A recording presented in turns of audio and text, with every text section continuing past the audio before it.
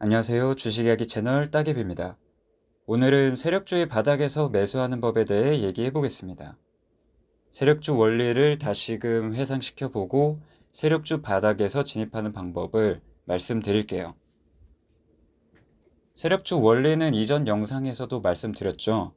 이들은 자전거래를 통해 큰 시세를 형성해야 되는데 그만한 물량 확보를 위해 매집을 하는 겁니다. 이 매집 과정에서 많은 분들이 멘탈도 계좌도 탈탈 털리는 거예요. 매집할 때 마이너스 20%, 30%까지 개파락 음봉 때리면서 고통을 주는데 어떻게 버티겠습니까? 자, 어쨌든 이들은 물량을 가져올 때 차익 실현 주면서 공포심리 조장하면서 기간 조정 주면서 물량을 확보하고 이후에 자전거래를 통해서 시세를 형성한다라고 정리할 수 있습니다. 대략적으로 차트 형태를 그려보면 통상 이러한 차트가 만들어지는 것 같아요. 차익 실현 물량을 받아내면서 오르는 척 하다가 바로 내리죠. 이때 막 30%씩 때립니다. 고통스럽겠죠. 이 공포 심리로 또다시 물량을 확보해요.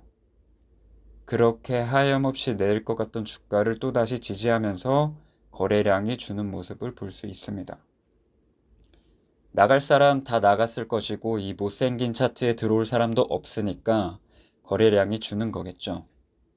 이런 짓을 여러 차례 합니다, 이들은. 이런 기간 조정도 같이 주면서 그들이 목표한 물량이 채워질 때까지 고통스럽게 만들고 또다시 재료를 붙여서 양봉을 만든 다음에 주가를 올리겠다는 의지가 생기면 갭을 줍니다. 이때 갭 상승이 주는 의미는 아주 중요합니다. 전고점이나 매물대를 넘는 갭 상승은 이들이 보내겠다는 신호예요. 그 매물대를 뚫어서 주가 상승의 걸림돌을 만들지 않겠다는 의지니까요. 물론 갭 상승을 주고도 흘려보낼 때가 있는데 그런 경우에는 개미들의 비중이 아직 많을 경우에 차익 실현하고 나가게끔 두기도 합니다. 이 부분은 그 세력 성격에 따라서 조금 달라지기도 해요. 그리고 갭 상승 이후에도 큰 시세를 만들기 위해서 전고점까지 주가를 내리고 기간 조정과 함께 개미들을 한 번 더 털어냅니다. 그리고서 주가를 쏘면서 개미들에게 물량을 넘겨버리죠. 비싼 값에. 일반적으로 세력주 차트가 이런 형태의 모습을 하고 있습니다. 이 세력들이 이런 방식으로 돈을 쓸어 담는 이유는 간단합니다. 겁 많고 단기간 고수익에 눈먼 개미들의 성향을 너무나도 잘 알아요. 그래서 이런 세력주에서 우리가 취해야 하는 스탠스는 차분한 마음으로 기다리면서 매수를 하는 겁니다. 우리는 이 세력주 안에서 딱 3가지 프로세스로 매매를 해봅시다. 처음 재료를 붙이고 급등을 보인 종목이 포착되면 관심 종목에 담고 첫 번째로 이 종목의 재무와 업종부터 확인하세요. 영업이익 기준으로 적자인 기업은 피하시는 게 여러모로 좋습니다. 물론 적자 기업임에도 대시세를 이루는 경우도 있어요. 지금의 여행 관련주들이 그렇죠. 하지만 재무가 좋지 않다면 주가가 쉽게 빠집니다. 정말로. 그래서 재무 건전성 먼저 확인하시고 업종의 재료를 보셔야 하는데 이때 재료도 사실 세력들 마음이에요. 이따 예시를 보여드리겠지만 재료가 충분히 있음에도 안 쏘는 경우가 많고 별것도 아닌 재료로 쏘는 경우도 있어요. 그래서 우리가 봐야 하는 건 재료의 규모를 보는 거예요. 이를테면 원전, 2차 전지, 리오프닝 이런 업종들은 전 세계 시장을 타겟으로 움직이기 때문에 규모가 크고 큰 상승을 할 수 있는 포텐셜이 큽니다. 하지만 대선주 혹은 대북주 같은 경우엔 재료의 지속성도 떨어지고 다른 업종 대비 상승 포텐셜이 적을 수밖에 없죠. 그래서 재료를 보실 땐 규모를 보시면 됩니다. 그리고 두 번째로 거래량과 거래대금이 어느 정도 터졌는지를 살펴보시면 돼요. 이 수치는 절대치가 아니지만 제가 지금까지 봐왔던 경험치로 이 정도 된다는 거니까 참고만 해주시면 되고 이런 거래량, 거래대금은 시장 분위기에 따라서 달라질 수 있기 때문에 변수로 접근하시는 게 정확할 겁니다. 이렇게 종목에 대한 신뢰가 생기고 매수 결정을 하셨으면 충분히 세력이 매집할 수 있게 시간을 주세요. 이걸 많은 분들이 못하십니다. 급한 마음에 기다리시질 못해요. 그걸 세력이 노리고 있는 줄도 모르고 기다리시질 못해요. 여러분들은 기다리시면서 거래량이 줄어드는지를 보셔야 합니다. 개미들이 나갈 만큼 나가고 이런 못생긴 차트에 들어올 개미도 없으면 당연히 거래량이 줄겠죠.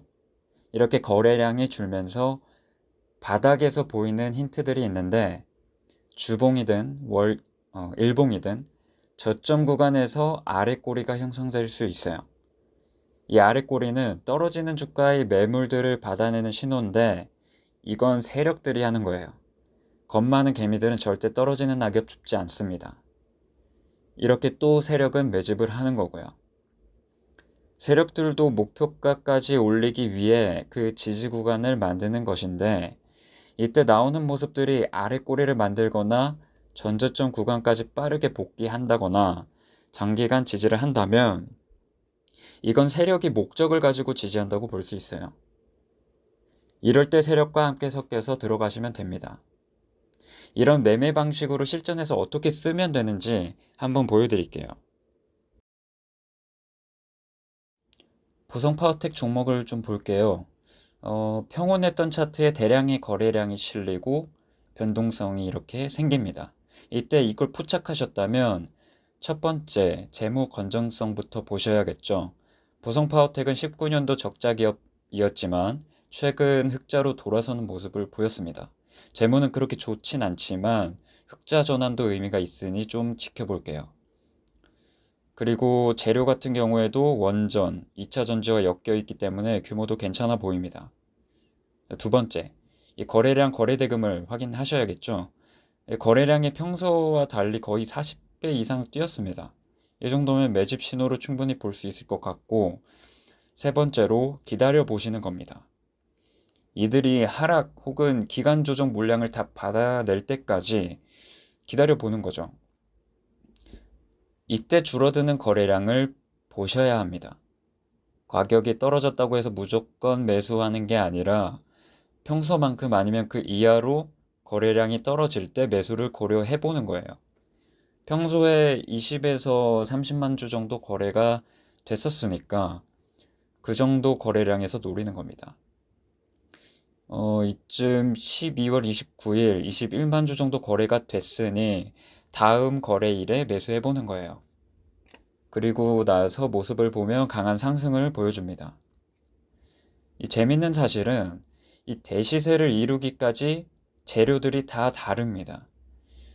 일본 방사능 오염수에 대해 방류를 반대하겠다는 여론조사부터 전기차, 한미 원전 협업까지 다양해요. 이건 재료 또한 세력 마음대로 갖다 붙인다는 겁니다. 그래서 제가 재료는 그 규모만 보면 된다고 말씀드린 거예요. 티플렉스 종목도 한번 볼게요. 평온했던 차트에 대량의 거래량이 실리고 변동성이 생깁니다. 이때 이걸 포착하시고 첫 번째 재무 건전성부터 보셔야겠죠. 티플렉스 재무 상태는 이 당시 괜찮았고요. 재료도 원전, 원자재랑 엮여 있기 때문에 규모도 좋습니다. 두 번째, 거래량, 거래대금 확인하셔야죠. 거래량이 전 거래일 대비 2만% 뛰면서 매집 신호로 충분히 볼 수 있을 것 같고요. 세 번째로 기다려 봅시다. 줄어드는 거래량을 확인하고 매수해 보는 겁니다.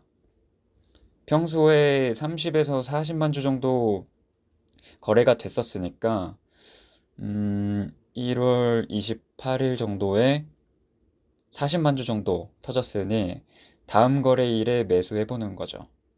그리고 그 이후의 모습을 보면 급등하는 모습을 확인할 수 있습니다. 좀 감이 오시나요? 이런 강력한 세력주들을 상대하시려면 정말 차분히 기다리고 세력 입장에서의 논리대로 접근하셔야 합니다. 현명한 투자가 되시길 바라겠습니다. 감사합니다. Sleepless nights and headaches stack, restlessness to hell and back. What's my purpose, what do I grab? A slippery surface, a heart attack.